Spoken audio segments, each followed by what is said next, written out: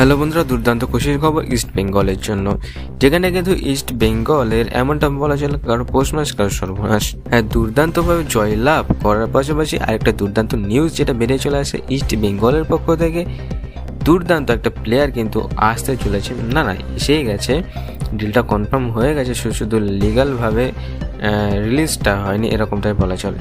যে প্লেয়ারটার কথা কিন্তু আমি এর আগের ভিডিওতে অলরেডি বলে দিয়েছি, কিন্তু যেটাই কিন্তু খুব একটা ভিউয়ার্স আসেনি, সেই জন্য কিন্তু আরেকবার নামটা অ্যানাউন্স করে দিচ্ছি।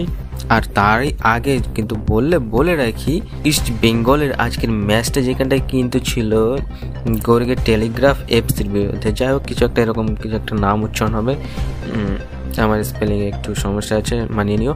আর তার সঙ্গে কিন্তু ইস্ট বেঙ্গল 4-0 গোলে কিন্তু হারিয়ে দিয়েছে তাকে। হ্যাঁ বন্ধুরা, গোরগে টেলিগ্রাফ এফসিকে কিন্তু হারিয়ে দিয়েছে ইস্ট বেঙ্গল 4-0 গোলে।